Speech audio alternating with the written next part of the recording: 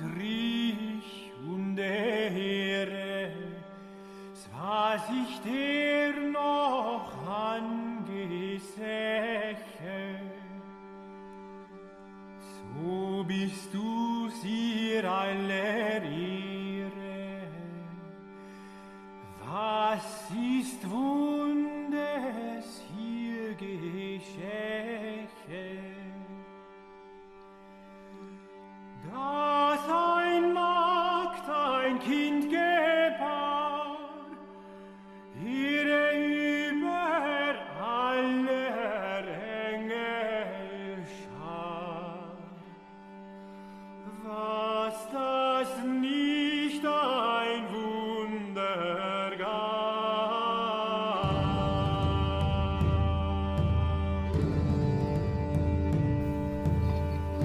This is The New Right, a podcast for the lost arts, reclaiming the literary holy land from the heathen. This is Matt Pegas. And I'm Dan Baltic. And we're here today with Manuel Marrero, who is the editor-in-chief of ExPat Lit, which is one of the prominent, nowadays, one of the prominent publishers of what Matt Forney has called the outsider literature scene. We occasionally have referred to it as dissident literature, which may be a more specific thing. I'm kind of curious what Manuel would describe whatever this scene is as, but suffice it to call it the outsider lit scene. ExPat Lit is a major player, and again, Manuel is the editor-in-chief, and Dan and I have both, I think we've both been mutual followers with Manuel for some time. I've obviously been a follower of ExPat Lit for some time, and I think we kind of just wanted to have you on to sort of meet you and learn more about you and ExPat Lit. So welcome to the show. Thank you, and I appreciate you having me on so unprepared. Feel free to ask me anything you like. As far as your first question, I like dissident lit. I like counterculture, to refer to it. Outsider's just kind of like a little played out, I think, at this point. But like, I don't know that like any labels really like capture everything stylistically that's going on. So I don't know what to call it. It's the alternative to the cultural hegemony of like big press propaganda, basically. Absolutely. Okay, interesting. Yeah. I mean, that's one of the reasons we started this pod, is to discuss literature that's outside of the traditional publishing world, because as you say, it is propaganda. And like, you look at the New York Times' top 100 list, and like, it's all, very, very propagandistic titles, and nothing that really seems honest or And I've never heard of any of this stuff either. Like, I was on the New York Times yesterday looking at a profile of a book that sold a lot, and was just kind of like dumbfounded because I had never heard of the author, and the story was very much like a sort of token like identity piece, Yeah. I mean, sorry, it wasn't a piece, it was a book. But anyway, I haven't heard of these people. I don't know their books. I haven't read them or anything. Right. And I tend to avoid the swirly color books the sort of MFA mill right products of it all. Yeah, I mean, it seems like the community of readers trademark, or like the very insular community of people who, or not community, but the set of people in the United States that are like view themselves as readers and read these books that are on the New York Times bestseller list, seems like it's an increasingly sort of insular and politically homogenous group. I mean, there's always kind of been, obviously there's always been a literary establishment and a sort of there's always been kind of sort of literary snobs who, hone in on, a certain set of books, the New York Times bestseller list of it all. But it really seems like over the past 10 years, as readership in the general population has declined precipitously, like this kind of group of people who are reading the New York Times bestseller list and the group of people who are reading the books reviewed by NPR is this increasingly insular and ideologically and culturally homogenous group. And it's just, as you say, it's the swirly colors, the MFA graduates, and the kind of laser-like focus on the diversity of it, the little excursions into other cultures kind of thing, and learning, about the, I guess, oppression of it all.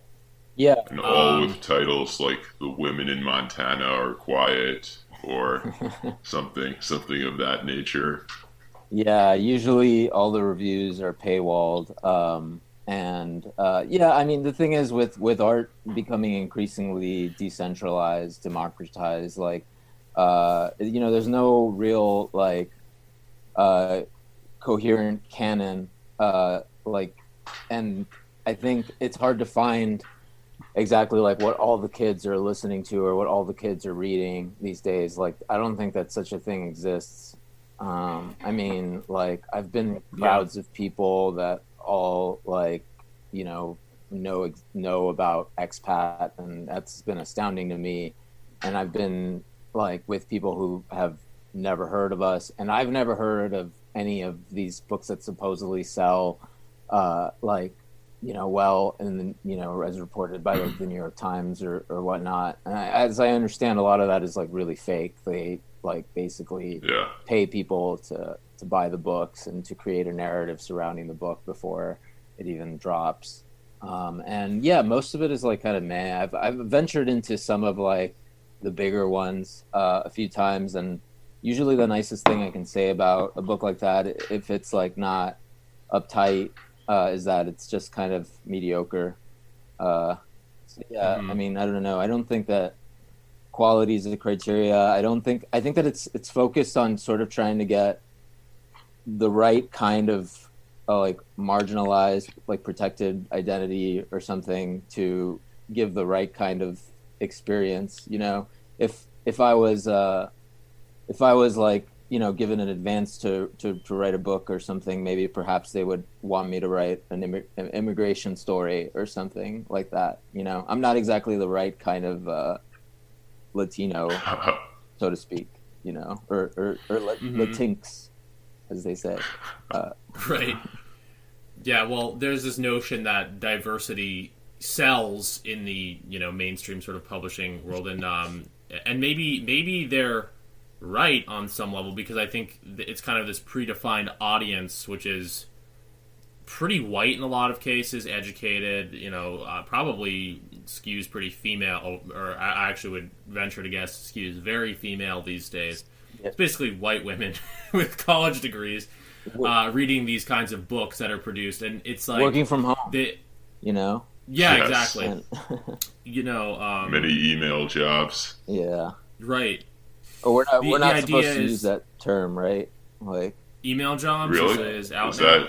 that and ivermectin will get us cut off the air. No, I heard something about I don't know if you guys know Jack from Perfume Nationalist.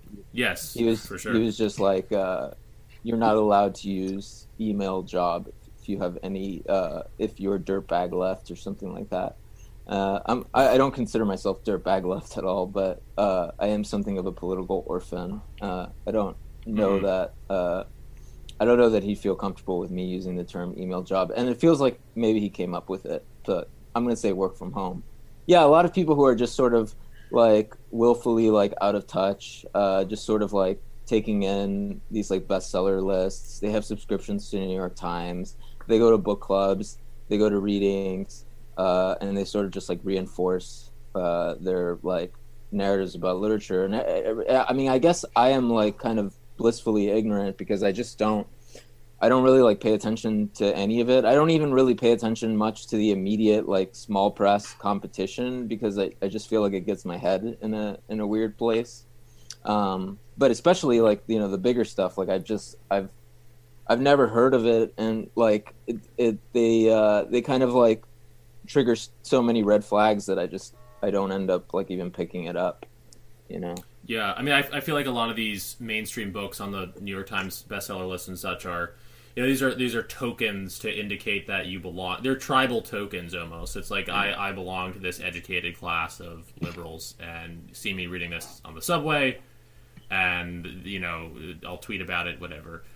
To an extent, I think that a lot of art is tribal, and there's nothing necessarily wrong with that. I just think in the case of literature today, it's a particularly pernicious and sort of boring, tribe, shall we say, of a certain liberal elite circle jerk, at this point, very played out narrative. Well, it's a glass house too, it's a pale horse shuddering. I mean, like, more than ever, it's just increasingly apparent that these institutions don't necessarily command much visibility.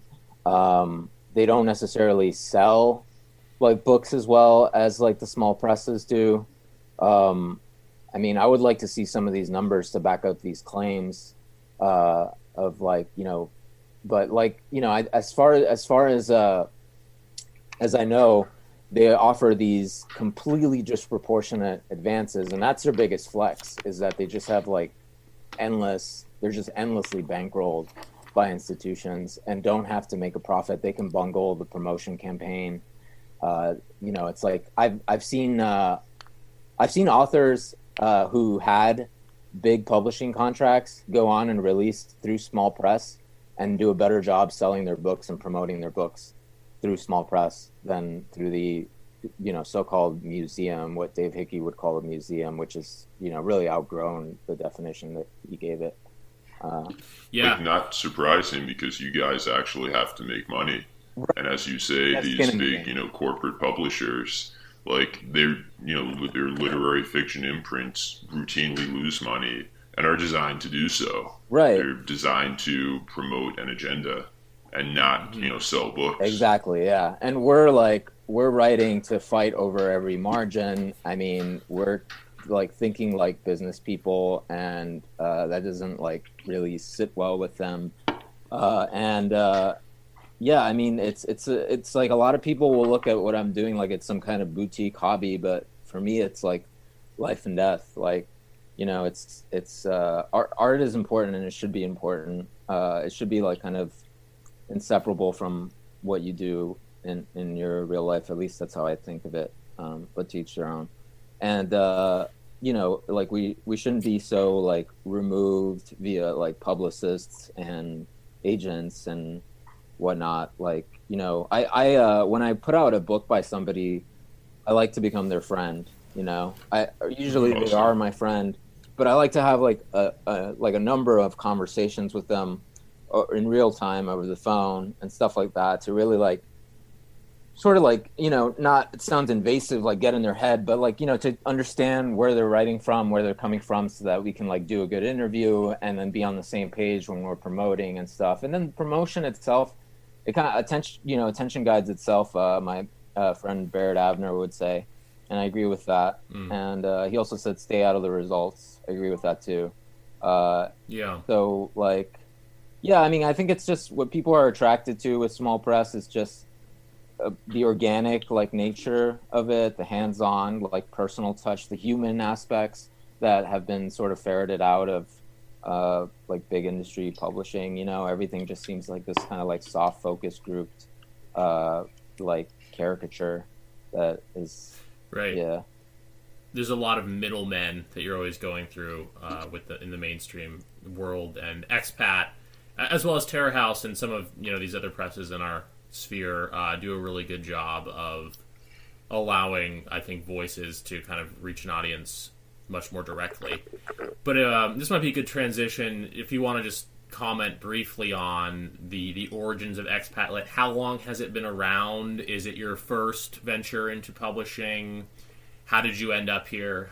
That kind of question. I've been doing this for about 10 years. ExPat was on my lips as early as like 2010. Then by 2011, we had a small website called expatlitj.com, which doesn't exist anymore. And we would just publish writing periodically from like a lot of musicians, actually. Back then I was like sort of like I would hang out with musicians, and a lot of them were good writers, and they had only like a passing interest in publishing. Teresa Smith and Eric Cecil, whose books I ended up publishing, were some of the first that caught my eye. And I was just like, not only is nobody like willing to put this out, but the writers themselves are resigned to not really like take it seriously. So we wanted to make zines. Originally, that's how it started. It wasn't like meant, I could never have imagined that it would have gotten this far, but where we are now. But it started with zines, and our first print issue came out in 2013, March 2013. We still have copies of it, actually, surprisingly. And we've done 3 other issues since then. And then like expatpress.com in its current incarnation, I believe took off in like 2016. And that's when we started like going hard with like single author volumes, books, and things like that. And then the features rotation, which became daily when the pandemic started, and we're winding down finally, I think. But I don't know. I hope that answers your question. No, definitely. It's interesting that musicians sort of played an early role in being early submitters and publishers with ExPat. It makes sense aesthetically. This is a very over. I'm trying to avoid saying that ExPat has a punk aesthetic. That's an overdone piece of terminology, but certainly it's a little bit reminiscent of that kind of DIY basement show notion, going back to the idea of art going straight from the artist to the viewer, to the reader. That's something that I don't know what the current state of the music scene is. I'm not really plugged into it, but historically the music scene, the music industry has had that sort of bleeding edge of a more direct, performer audience relationship. And in literature, as we sort of discussed, there's always been this thick wall of middlemen in the publishing industry, but presses like ExPat, kind of bring that much more direct, basement show sort of feel. And I think that's what I see as part of your aesthetic. Sure, yeah. It's a very like kind of Spartan anarchist flyers, DIY. Obviously, this is like our background, and the music thing is I wouldn't necessarily like rush to call us punk, but it's a fair like sort of like free association. And I think like the music thing is interesting to me because I've been in bands, and a lot of writers that I know that have been in bands have have sort of sublimated this notion of performance, like you said. When it comes to readings, ExPat has put on 5 events this year, and I've like sort of deliberately, but maybe not explicitly, tried to redefine like what a reading is. Sort of like, I don't want this association when people hear reading, they think it's like this boring hoity-toity affair at a bookstore with like, creaking like desks and tables and like, just like this sort of like uptight affair. I like, whereas like the events we've put on have really resembled more like punk or hardcore shows or something. I've tried to call them shows because I think it's more formally correct to sort of like perform, get into character, orate, like the book should be like a ball of light in your hand, you should, you should have like this relationship with the audience that I think people in bands tend to get more than like, the Victorian poets of today. Exactly. Yeah. So. No, I'm kicking myself because there was an event in LA where I live that I unfortunately got held up at work, and not held up like held up in a fucking gas station with a gun, but I mean I got I unfortunately missed Elizabeth Aldrich's reading. But you're in LA? Like I am in LA, so do keep in touch if there's more events like that down the line. I thought for some reason y'all were based out of New York. But... Well, I am in New York, and I actually wanted to ask about ExPat was seemingly involved in NPC Fest and Angel Fest. Yeah. And I just wanted to, see how did that go, and what do you guys have to say about that? Angel Fest was a glorious train wreck. It was the best and the worst of all the experiments we've done with like readings. It was just an incredibly large crowd, and it was sort of like every kind of people obsessed with finance, art, like, you know, Hollywood cretins. There were a lot of people there, you know, from different like intellectual backgrounds and career backgrounds, and it was huge. It was loud. It went on way too long. It was a marathon. I'm actually work currently. I haven't said this like publicly yet, but I'm working on a new novel, and I'm like sort of writing a fictionalized version of Angel Fest, because sort of like magnifying the monstrous optics of it. And, awesome. And like I don't know, I'm thinking a lot about Berserk lately, and particularly like the Eclipse saga of that. I don't know if y'all are into anime, but anyway, like it really felt like we were fighting evil that day. I mean, somebody died at the thing. Like, wow. Yeah, like there was like there was a lot of like tragedy and really like kind of cursed heavy energy, but also like just exuberance and like, you know, getting through it. You know, Antifa picketed it, which was interesting. Like, I did hear about that. That's crazy. They they got in, and like, and I just like, we were getting like the most murderous scowls, and I mean, it was just like, it was really, so the answer is, it was, Angel Fest was incredible. I mean, like, I heard from impartial parties that it was the best reading they've ever been to, like, by far. Yeah, like, this is crazy for a literature reading. Like, right. As you say, there's never typically been readings like are in bookstores with red wine, and I mean, this is like off the wall. Yeah, completely off the wall. There's never been anything like that. There may never be anything like it again. I mean, we'll see. But it, like, I never thought personally that I would be like, you know, standing next to like Moldbug, like watching other readers read. That's definitely not something that I ever thought would happen when we were like posting quotes by him on like anonymous internet forums in the early 2010s and stuff like that. And, you know, just like rubbing shoulders with all these people associated with NPC Fest, which is a much bigger like thing than ExPat. And like, yeah, I mean, that all started with meeting Anne Manov, and she basically just said, would you read with Moldbug? And I said, yeah, of course. And she was like, really? Okay, could you like ask a few people that? And that is literally how I invited everybody to read at Angel Fest. I was like, would you read with Moldbug? And awesome. A lot of people said yes, and I was really happy to have them. Some said like no, and I don't know. It was but yeah, that's how it all came together. It was crazy. It was definitely like one of the wildest weekends of my life. And this was back in October, right? Yeah, it was October 23rd was the Angel Fest event. Yeah. Gotcha. Wow. And just for everyone is Personality Girl, right? Yep, that's her. On Twitter. Right. Gotcha. Okay. Wow. I mean, Manuel, you've described yourself as a political orphan. Obviously, you know, there's the relation with Moldbug and some of these other characters. Matt Forney has a kind of dissident right background. Mm-hmm. Again, you've described yourself as a political orphan, so I'm not trying to get you to label yourself politically one way or the other. But I guess I'm kind of curious.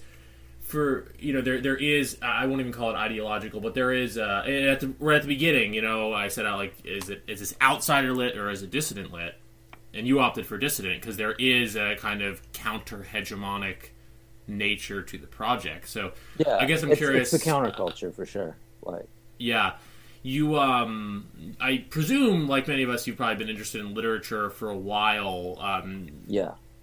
Where did the kind of counter-cultural or counter-hegemonic aspect sort of slip in? Was that sort of a seamless thing that maybe happened online, or was that sort of always part of the literature you were attracted to? I think when like sort of the culture wars were intensifying by around like 2017 or something, ExPat always sort of like took a hard line, like on free speech like we've Right. had to. I mean, like, tech censorship is completely out of control, and the kinds of things that I never thought I'd like. It's as far as like being a political orphan, I've just like sort of like come and like I've always sort of been like I'm not allergic to different perspectives, and I don't really know that anything in politics is really anything but a LARP at this point. Like, right. I mean, it's like what am I would say I'm like a Washingtonian Republican.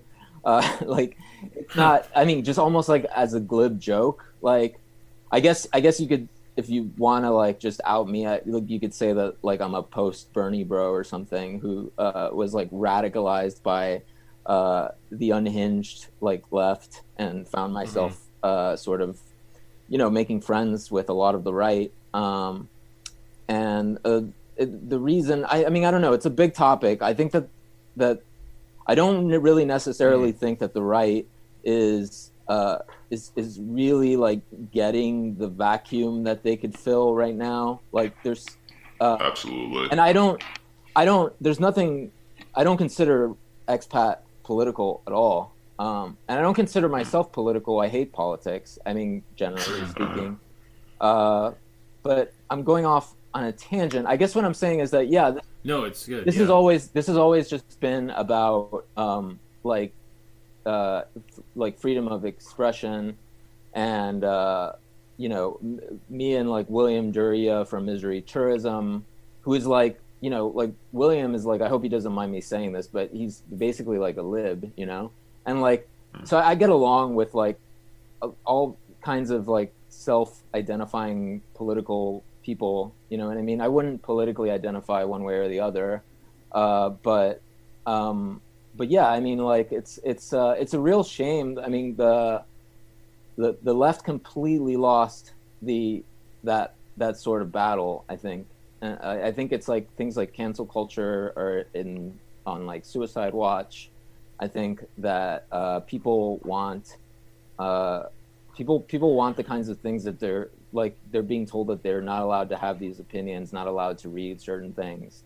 And that just makes me like real defiant and want to like double down on it, Plus, like I just really don't like these people. They have this like really like militant sort of like insectile approach to trying to like cancel you, and like they engage in these like smear campaigns. It's like really like weird snitch like postmodern online behavior that just like doesn't. I spend very little time online these days because like honestly like a lot of that stuff just kind of ruined it for me, especially after the pandemic and the acceleration of all like this atomization. But yeah, I don't know. I hope I've sort of answered your questions. No, absolutely. I think it's a great answer because these are strange and exciting. I guess that's the positive spin. These are strange and exciting times we're living in, and it's kind of hard to define what exactly is kind of happening in the culture and in the political culture and in the in counterculture and as far as it relates to politics. It's a realignment of sorts along like a realignment, cultural. But also like definitely a realignment, but also I feel like the realignment hasn't totally settled yet. Like we're still kind of in the cloud of dust, and it's I mean there's no need to define oneself necessarily as like politically right or left with some of this. It's like it's just the realignment is so strong, and the forces which it's not even like so much that like we need to be able to talk about X, Y, and Z. It's like literally just the the openness and the people need to feel that they can express themselves. Yeah. And from the left, you have people who are just completely the antithesis of creativity with regard to that. Like what we know is that you can't really be a member of the establishment, a card-carrying member, a lib, and like an artist right now, because free speech and the ability to express yourself is outside of the mainstream. So yeah, I mean, I think like that's certainly the process that Matt and I have gone through, and it sounds like the process that you've gone through as well, Manuel. Yeah, I mean, not to like draw a line or anything, but if you're like part of the literary establishment, like you basically have like no business writing poetry. I mean, it's Yeah, if you've had like a lot of things like handed to you. I mean, there's like a subtle like rage, and I'm paraphrasing a lot of my friends, a lot of people that I really admire online. It's like it's very high IQ to engage and have a willingness to be engaged, and like I think it's like also just like writing is something that's so elemental and happens should happen like for like not for the reasons that they tend to happen, which like in MFA circles with the academy and with like big publishing with like front loaded advances and like kind of like a cart before horse like marketing campaigns. Yeah, I mean, like I don't think that that stuff is like real. I think a lot of what my preoccupations these days is just kind of like parsing out what little is left that's like actually real. So much of the publishing industry, when I say like it's a glass house, it's just like completely fake. Everything from yeah, like the reviews to like the book sales, like the spin. I mean, and it's becoming more and more transparent. When you have like these huge books, I kind of don't want to like name names, even though I probably already have. But it's like you have these huge books that seem to get like fuck it, I'll name names like Fuck Boy by Shanthor Conroe, like 200 grand advance. If you look it up on Twitter, it's got like almost no engagement or attention. I think Sam Pink did a good job. I mean, his move was to sort of like take his indie cred away, and I think he sort of did that, and that audience isn't going to take the book seriously. And the book is exactly what I'm talking about by the pale horse shuddering. It's this caricature of like basically like masculinity as it's like as this agenda, as the propaganda agenda machine like allows, as far as it allows. So it's like tweaked in such a way where it's acceptable, like to be this like sort of like womanizer, like who's like very reflective about masculinity in the age of Trump and late capitalism and all that. It's got all these like buzzwords attached to it. absolutely. But the thing that's interesting to me is just how fake it seems. Like it doesn't seem like it has any actual genuine support outside of like his friends, like and it's like and there's like 200K invested in it, and I just wonder, it's coming out soon, like I wonder how it'll do. But, yeah, I mean, if I had to describe the sort of cultural and political realignment that we've been discussing, and it is hard to define, but it seems like it's increasingly this, some would, so we're moving beyond right versus left in certain respects. In other ways not, but in certain respects, just kind of culturally, that distinction is getting fuzzy. And some people would say, like, but I think it's oversimplistic to say that we're not, like, going towards, like, the haves and the have-nots. That's the other sort of narrative you hear. I think what it comes down to is, like, you have people who, and especially with the COVID of it all, where we moved even further away from economic issues and that kind of bread and butter stuff, and more towards, like, will you wear a mask? Will you get your third vaccine, etc.? Which, by the way, I'm not even a COVID skeptic per se, so I'm not saying one thing or the other about that. The point I'm trying to make is the realignment looks a lot more like, are you willing to hit X, Y, and Z shibboleth, sort of subscribe to this narrative, this overarching sort of mainstream narrative, inflected with, the influence of the alphabet organizations, etc. Will you buy into that? What Moldbug calls the cathedral. There's other terms that other people have. Or are you somehow at odds with that? Do you prefer, for reasons of ideology and politics, or even just for cultural reasons, or even just because the whole thing seems sketchy? Do you prefer to stand outside of that in some capacity? And I'm I've kind of I went on my I guess a tangent there, but No, I mean yeah. you're touching on a lot of like big topics, and I guess I'm just gonna sort of like I wouldn't say I completely co-sign like the neo-reactionary analysis of power, but like as far as I mean you read the news these days for the narrative. You don't read it for like information, you know. And like there is a sort of like totalitarian narrative being disseminated, and there's a lot of like symbols of obedience to this sort of narrative as well. There's a lot of fuckery with the culture wars, where you know people they want us to sort of like be divided over like meaningless things. The reason I say that politics is kind of a LARP is because so much of what these like extremist political gurus or like people want, like it's not something that you can vote for on the right or the left, you know what I mean? So It's not really like actionable like on any level. So it doesn't like really like matter, but the narrative and what you subscribe to is like sort of the important thing here, because we're more vulnerable and susceptible than ever to a kind of like media psyop that is totally inclined to make us like, you know, docile and just sort of, you know, knee jerk with how we Uncle Yarf would call them, gigaphone. Yeah. And there's a class war narrative as well, but I agree that it's like reductive, you know, that like that between the haves and the have-nots. And that, I mean, that's probably like more like clear, I think, than like something like a culture war or whatnot. But like, I don't know, to triangulate like the sort of like nuance of all this, it's not just about like haves and have-nots. It's about people who want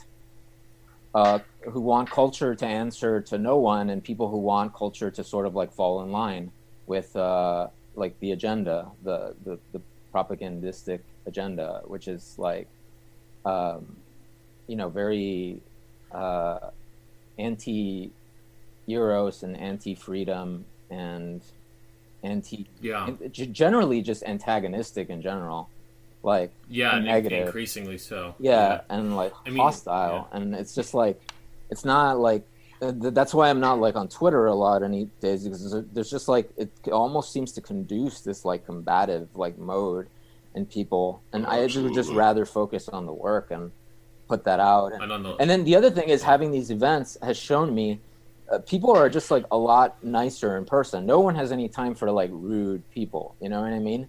So like at the end of the day, like, you know, we all want to participate in polite society, and I don't have any dirt under my fingernails. I don't know if anyone else does, but I want to like shake hands with people. And I think ExPat has always drawn a very broad, maybe unprecedented, you know, if I can toot my own horn for a second, coalition of like readers and people who go to these readings from across the entire political spectrum, getting along, maybe privately not getting along, but all enjoying culture. You know, there hasn't been an Astroworld like riot. I was getting really deep into this Astroworld thing last night. That's interesting stuff. But like I've thought about it, because it's like we had up to like 100 or more than 100 people at some of these events. You know what I mean?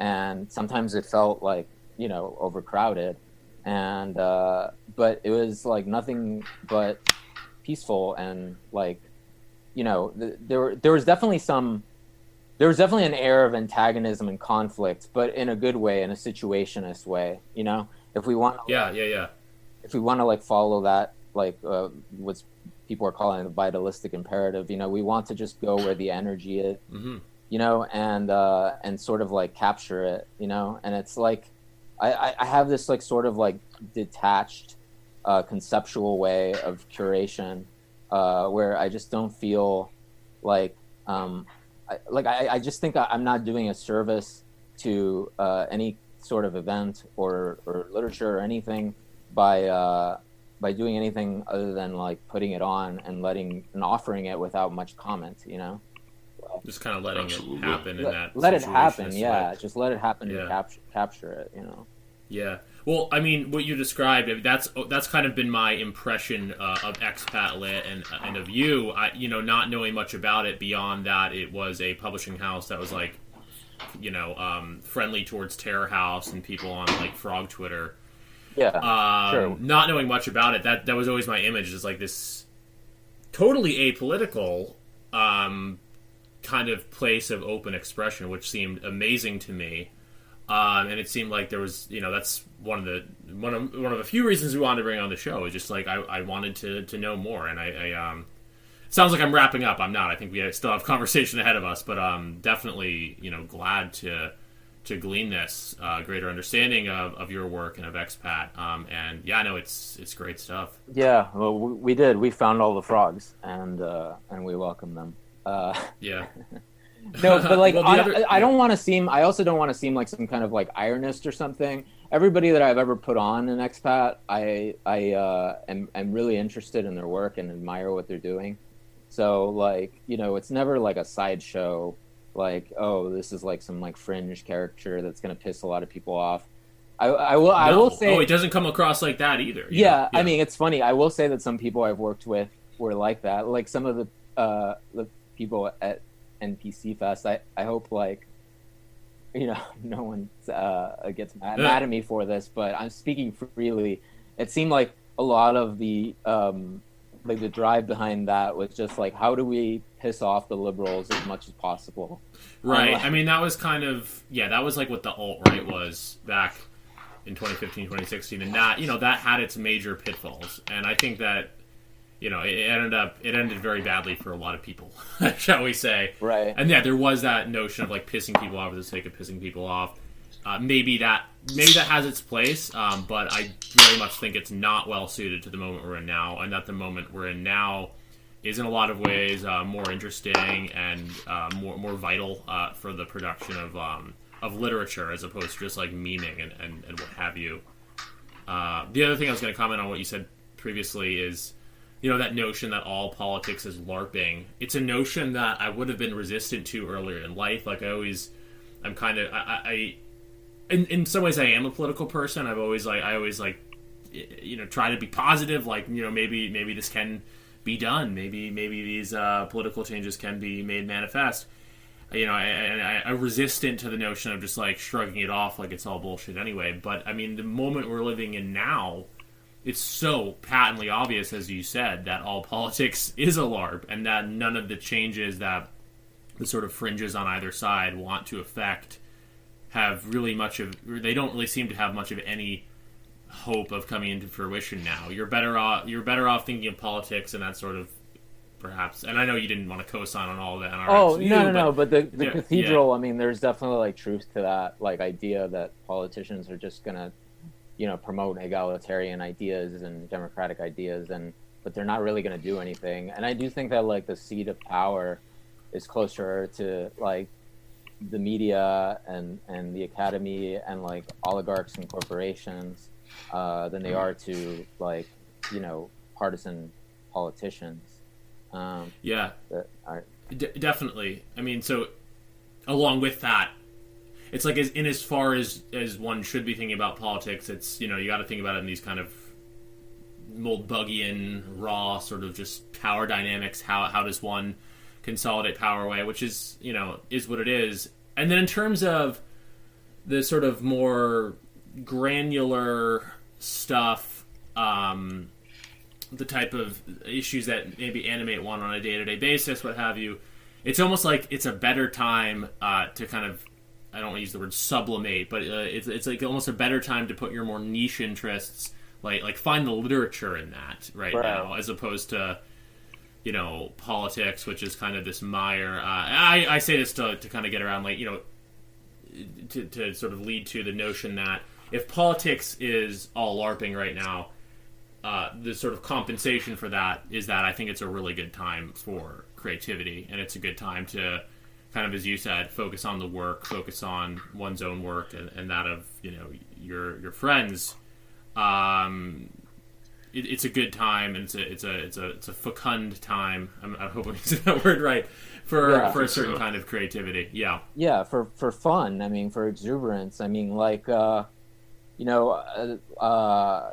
probably a limit to like what private things I'm willing to I should divulge out of just out of reverence to taste. But like my girlfriend is a liberal, and like it's just like we get along, and we're so compatible in like these fundamental ways, and we make jokes about the sort of things that like people get really angry about. You know what I mean? Like she'll say that, oh, are you hanging out with the alt-right? You know what I mean? And I'll like I'll call her like my little libtard, and it's like. So we've like fetishized it, and like it's made humor out of it, and like that's awesome. And it's like it's like she's not humorless, and I don't think that people. I think there's a benign banality to it that gets missed. I think with a lot of like to be fair, with a lot of like people on the right online who see like life as kind of like this like battle for the soul of America between like demonic and angelic forces and things like that. Like actually I've met people who work at like New York Times and Paris Review. I've had friends that I've grown up with, and it's a lot more benign and banal than you might like think, at least at that level. You know what I mean? There's a machine definitely operating behind like them that is like extremely like abstruse and alienating, but like but ultimately, I think like our differences are pretty benign. It's just a question of like, I don't know, the whole like pro-mask, anti-mask thing. A lot of like people who are pro-maskers are just doing it out of politeness.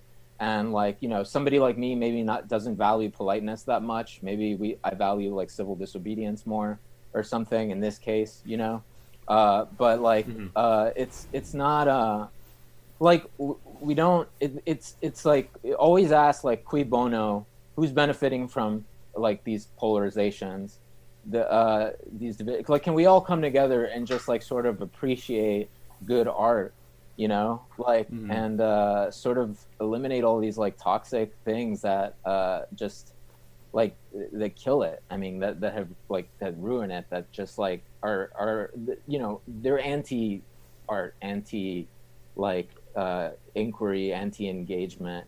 You know what I mean? It's like I guess I'm just like circling tangents now, but no, it's all good. You want to pick up from that? Yeah, I hear what you're saying. I mean, this might be an okay transition to talk a little bit about.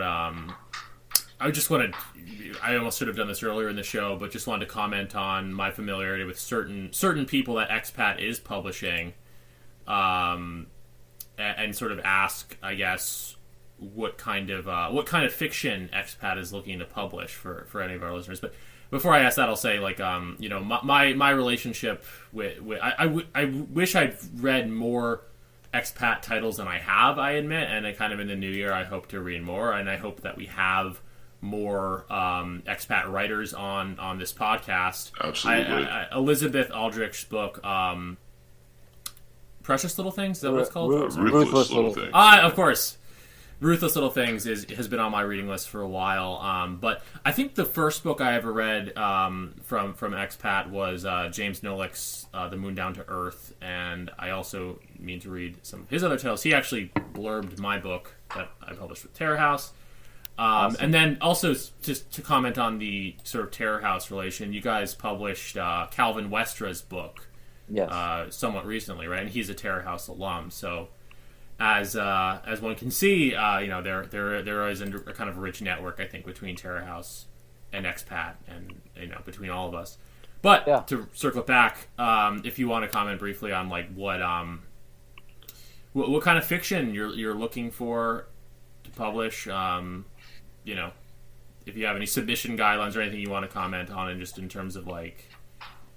Yeah, what's the future looking like for ExPat? Well, briefly, I want to comment on like these sort of like uneasy alliances. I mean, they're not uneasy at all. That makes it sound more dramatic than it is. But these unlikely alliances, I don't think that Matt Forney and I are that similar. I think we come together on like some things, but we found ourselves, this is part of like the realignment, you know, we found ourselves like on the same side of like, of I guess like the cultural war of the faithful opposition to the cultural hegemony. As far as like what ExPat is looking for to publish, I mean, I'm very protective of like the element of surprise. So we've got like a slate of titles that we'll announce sometime like early next year. We've only announced one so far, and like we're still kind of a ramshackle operation. I don't want to speak too much, like lest I jinx it or anything, but maybe we'll be able to do more of this next year, more than like putting out like 5 books a year. It's hard to say. I mean, we get a ton of submissions. We've gotten just a complete like cornucopia of submissions for like 2 years now, and solicitations, and I'd say we reject like most of them. I don't really know what it is. Like, I've always thought of like ExPat as kind of like a Rorschach or like an inkblot. Like there's something abstracted from me about it that attracts people. I know people have like looked at our logo and thought that it was like a slant nod to NRX, you know, like people have looked at our logo and thought it's like, you know, maybe like Christian iconography with like the crooked cross or whatever, Yeah. which granted, like, I will like admit that like, you know, like certain iconography sort of influenced that. But like, my point is that I want to, like, there's no submission guidelines for a reason on ExPat, you know, other than like, you know, we want fiction, etc. Like, and we've run all kinds of different stuff that I think fits. Mm-hmm. And the criteria that goes into it is just more like, can I make this an event? Can I promote this? Can I pound the pavement and carnival bark about this, basically? Like, is this something that people have an appetite for? Is this something that's missing? You know, we want to sort of like counter what's in vogue. For instance, like our next book coming out, American Kashayas by Durbin Moffer, is really heavy with things like satire, which are like very out of fashion nowadays. It's maximalist, which is extremely out of fashion, you know. But then again, you know, we have Calvin Westra. Calvin Westra is like very influenced by like alt-lit, and like writes mostly in this like very like economic way, you know, and he's just like an incredibly like lean editor. So I don't know that there's like, it's hard to say that there's one thing that unites like all ExPat releases. And I kind of like that about it. I guess if it's anything, it's like, we just want to put out books that no one else wants to put out, basically, and like stuff that's just like interesting to me of the moment. There's so much shit coming out now that like would not have seen the light of day if not for us or Terror House or whomever, or other small presses. You know, 9-banded book, 1111, Apocalypse Party. I'm just gonna throw them all in there, like it or not. Like, you know, it's like, so we have to like sort of understand that our obligation. There's 2 very like material objectives that I have. One of them I'm going to crib from Calvin Westra. I think Calvin Westra, he's a very like humble, like simple guy. I don't want to talk too much about him, but he wants to create a body of work, like a simple body of work, a canon, and then die happy, as he says. And I'm going to steal that. I would like to do that as well.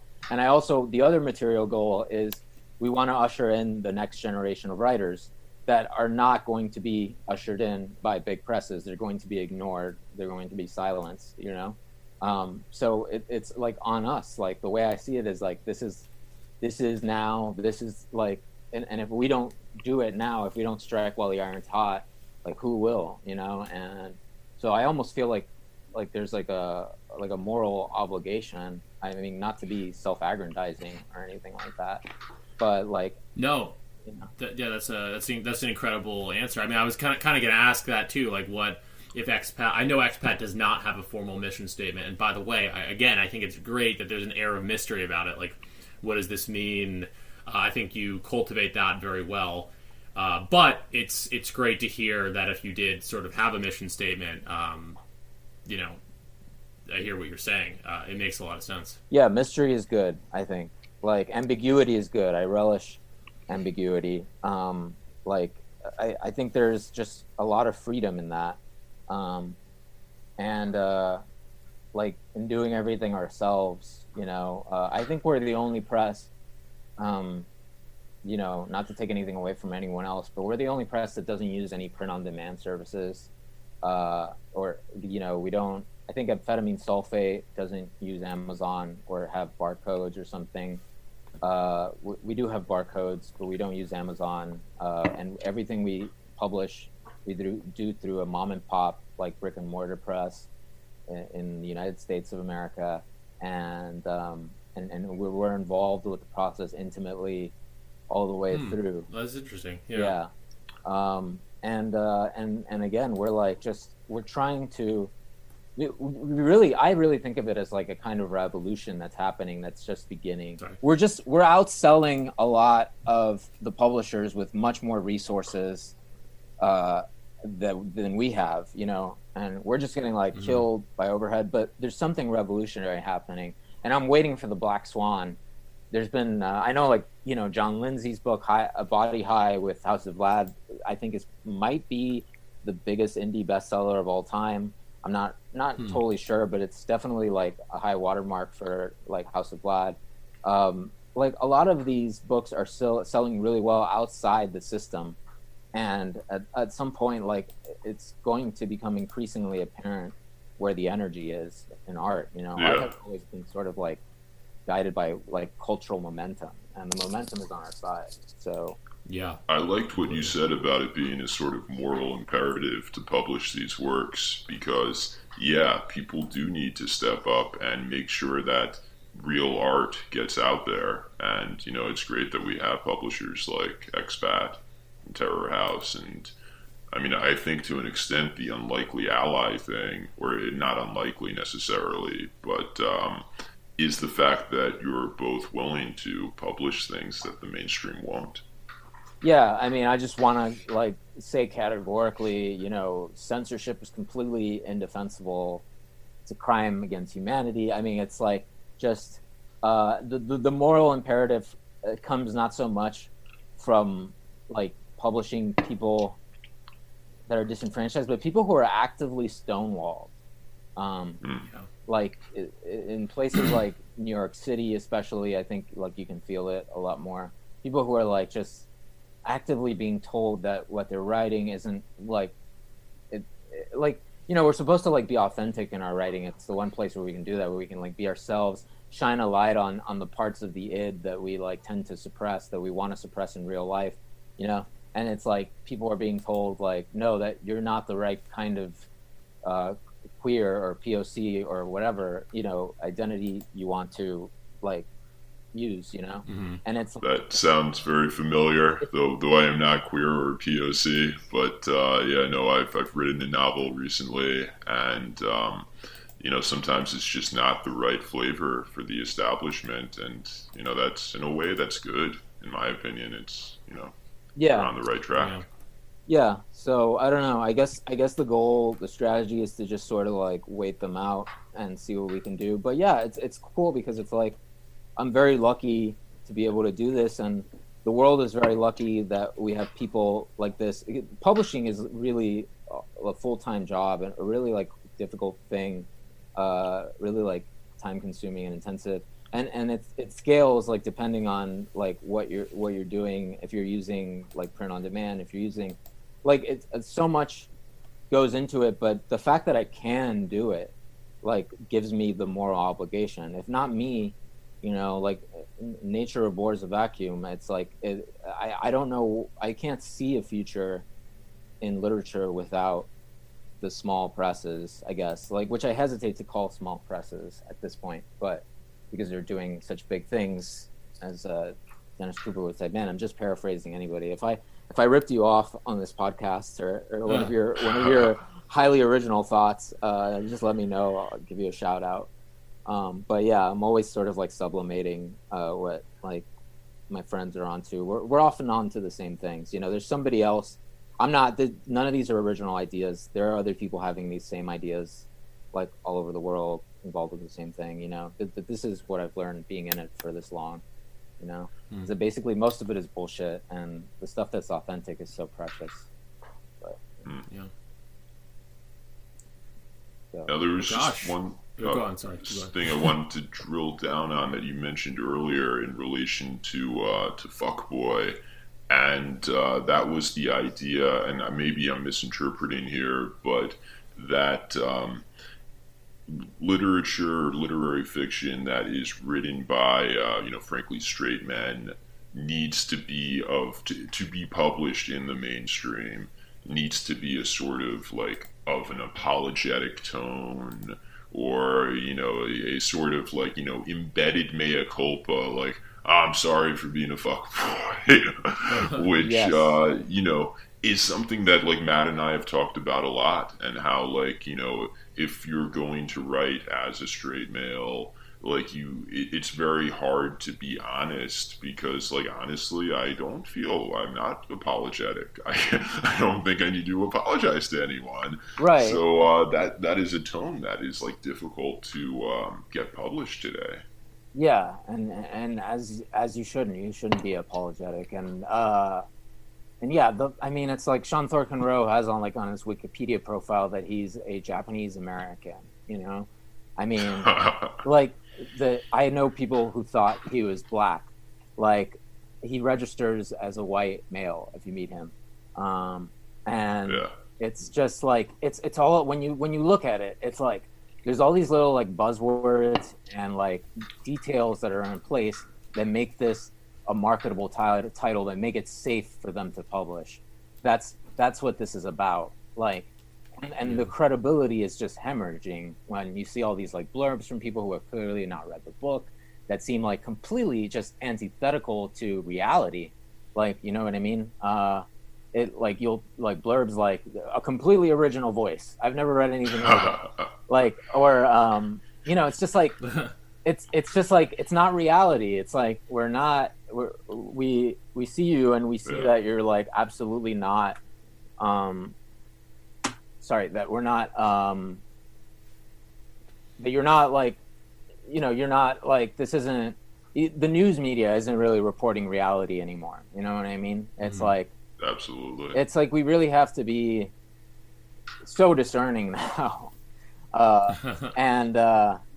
And yeah, I mean, like, I think the genuine article will always sort of prevail. People will always have an appetite for the genuine article, even if it's kind of like to use us for that, even if it's just kind of like to take our influences and make it presentable or something like that. I mean, there's a big history with like punk rock in this too, how like the Ramones kind of like unwittingly invented punk rock and never had a hit album their entire careers. And then a lot of people who saw them went out and like made punk rock their own thing and had hits, and they hated it. They hated being like blacklisted from it. When you're creating something, you can't really like know what it is, and then like by the time you know what it is and are like, okay, like this is the demographic we need to appeal to, the time you're getting into like the corporate strategizing like element, like the people, the OGs will get left behind, like invariably. And they won't get that success. So maybe there's something kind of like tragic about it, but I'd like to be more romantic about it as well. Like, I don't like to like sort of be pessimistic. I'm very grateful for like all the readership that we've gotten. I'm like blown away by it.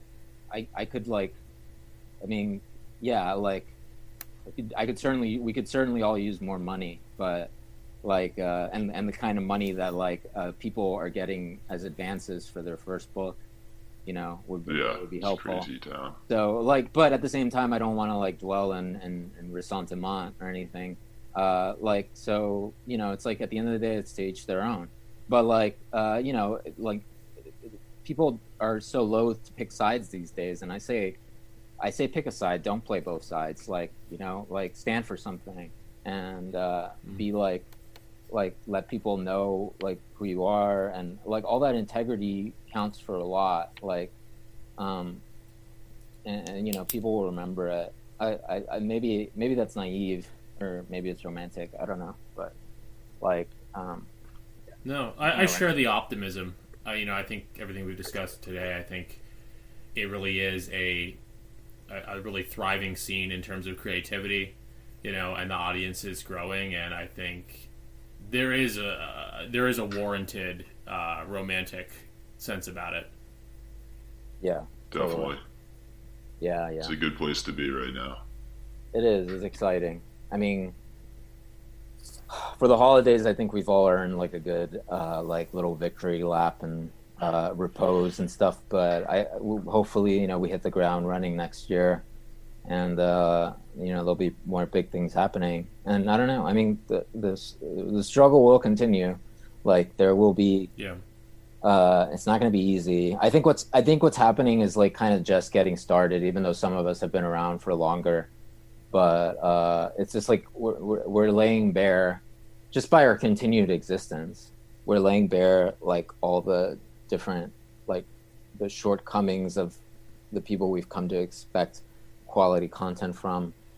Even the like smaller houses that are just imprints of the bigger houses, and like there's so much out there that you really got to like kind of check for like authenticity and like what they're about. It's like there so few of it is like genuine, and like it needs to stay special. To echo something that Sam Pink said, like this is like so special, and we need to like keep it that way. Like otherwise it's like not worth it, because it's the only thing that's made it worth it for all this time that like writers haven't been making any money, is that like the reward is the book itself, and that it's ours alone, and it's like belongs to posterity, belongs to the people that find it and connect with it and are influenced by it. It doesn't belong, it's not a brand to be co-opted by like big five publishing and sold for like exorbitant sums of money. And it's so yeah, I don't know, I agree with that. I think it's like it's something like the things that make it worth it are basically like life and death, skin in the game for me. They're not like just like a hobby. I take it seriously. I think you should too, and anyone involved in publishing should. Absolutely. It's the real art, the art that we make for ourselves. Yeah. Right. To find the others. Yeah. To find Exactly. the others, exactly. Yeah. And I know that's definitely a goal of our podcast as well, is to kind of network, not in a obnoxious LinkedIn way, but in a way of actually like cultivating this social aspect of art and of literature, and meeting people, reading their work. And I'll just add as a plug, anyone listening to this right now should absolutely go to expatletpress.com and check out some of the titles there. Expatpress.com, yeah. I'm sorry, did I not? No, it's all right. Anyway, expatpress.com, there you go. It's fine, I know, yeah. Thanks. But yeah, I guess we've gone for a little over an hour. I mean, maybe it's time to wrap, but yeah. Do either of you have anything else to add? I've had a lot of fun. Thank you for having me on. I have pretty full day ahead of me, I think. But this has been productive. I appreciate the engagement and what you guys are doing, and I don't know if there's anything more to say. I think we've said a lot. We have. No, Yeah, this has been a great show. Yeah. Like really one of our better ones, I would say. Yeah. Maybe too much. Yeah, I think we found some here. But no, this was awesome. Yeah. But I appreciate it, and I appreciate you guys being okay with me not really having anything to talk about. This was great. This was a lot. I think it kind of worked out for the best almost. There was like this getting to know each other quality that I think it's gonna play great. Yeah. But before we get too meta about the podcast, I'll say I'll wrap it up. But Manuel, thanks so much for coming on. Thank you so much for having me, and everybody have a happy holidays and a wonderful New Year. You too. Thanks, Manuel. All right. Take care. Bye.